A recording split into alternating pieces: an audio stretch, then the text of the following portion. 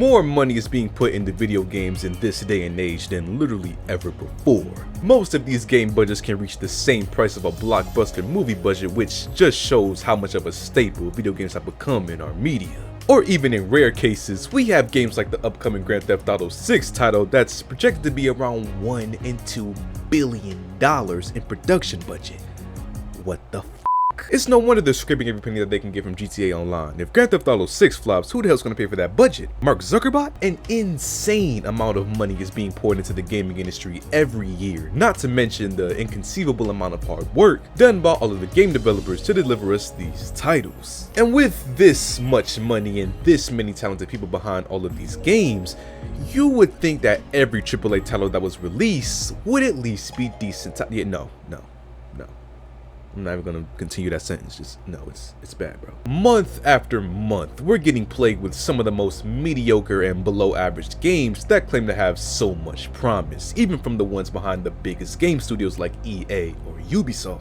Right now, gaming is in a time where we barely ever see any new AAA title franchises, and if we do, well, you got cases like Colossal Cave, which is a game you probably haven't even heard of for a reason. So is the creative passion just gone for game designers? Have we reached a point where there's just no good ideas for games anymore outside of the ones that we've already established? Well, you all know me. I want to take a stab at answering that, and hopefully by the end of this video, you'll all have a better understanding as to why AAA games aren't as good as they used to be.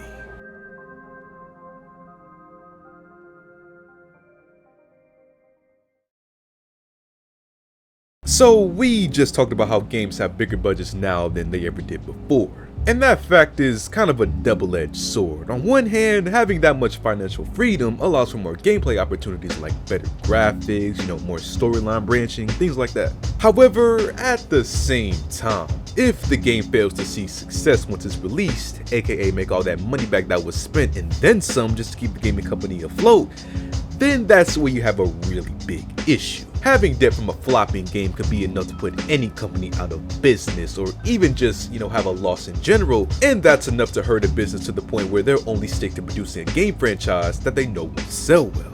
And that's pretty much where we are right now in the gaming world. Outside of a few new IPs here and there, most of the big game releases we've seen in the past few years are either sequels, spin-offs, remasters, or games with already established characters in other forms of media. The companies know that these are the safety titles that'll generate at least some profit just because of their names, so they usually tend to stick to them, which leads to less risk taken on creating new franchises. But that's how the lack of risk affects the games that don't even get a chance to be released. What about the actual garbage that these companies have just been shitting out for the past few years with the $69.99 price tag?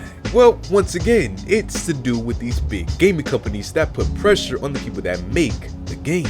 And naturally, if you invested millions of dollars into some sort of project that you're going to be leaving in the hands of other people to do, you're likely going to be pretty hands-on in the process with those people to make sure you get that investment back, and that's sort of the situation between the big companies and the studios. These studios are subject to insane amounts of pressure, whether it be inhumane work hours, unrealistic deadlines, or just tackling issues that take a really long time. And with those kind of scenarios, we've got a plethora of just straight abomination releases with bugs and glitches. Take the game Cyberpunk 2077 for example. When that game dropped, nobody believed that 7 years was spent making it from just the sheer amount of problems the game had. And likely, it was due to the amount of pressure put on the workers to get the game out after countless delays. You see, companies financing these AAA titles are competing against arguably the most profitable game margin out right now, being the live game service. Titles like Fortnite or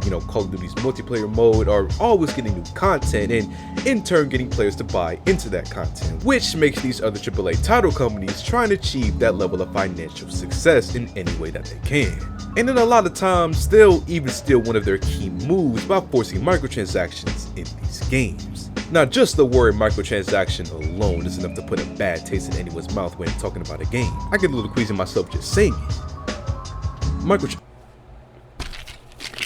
So that's another factor that undoubtedly drives the decline of AAA games. But it's not like these companies are only forced to make, cash cow games. There's an abundance of studios or just creators in general with amazing ideas and actual new thoughts for gameplay. The only issue is that they don't always have the money or the backing to release a game as ambitious as they're thinking, and with the big companies only buying into games that they think will attract millions of people, it leaves these new ideas to be done only by, indie developers. Which is why it's always important to check for the new indie game releases, since, while they may not be from the biggest studios, you'll never know which ones are actually with good and new ideas that may be the next trend in the future.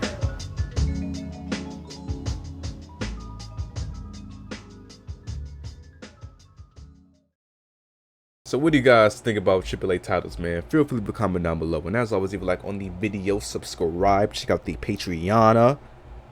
I'll see ya.